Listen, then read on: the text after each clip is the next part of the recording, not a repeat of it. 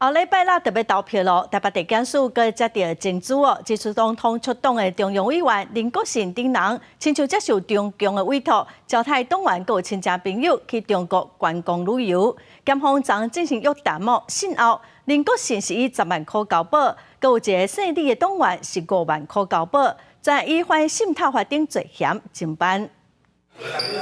穿红色外套行伫地检署，伊是统促党中央委员林国信。经过检方核实，得到10万交保，验过亲友在场接送，甲媒体爆发冲突。后面捌真紧张，涉嫌动手的查甫人也直接调查名单。检方这波行动也约谈共党的姓李党员。有没有什么那个委屈，还是觉得误会，只是去玩，然后被当作那个？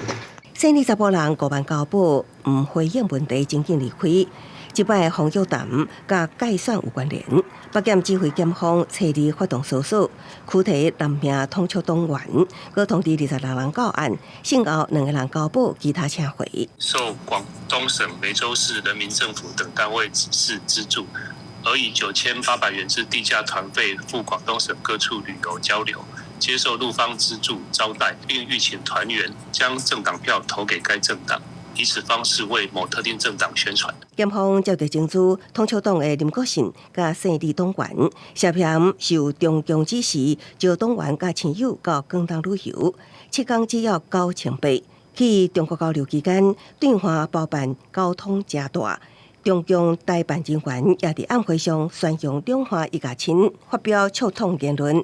到年回台了后，姓李党员佮家己63人的旅游团群组，约请政党票投予统促党，将总裁北龙张安乐送入立法院。我想他这个目的是2：1是丑化、妖魔化，就是说，中国大陆借选，很可恶啊！从来没有过事，10几年来就常常去旅游嘛，参访。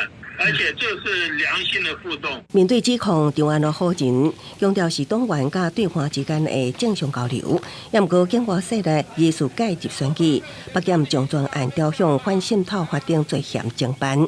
记者综合报道。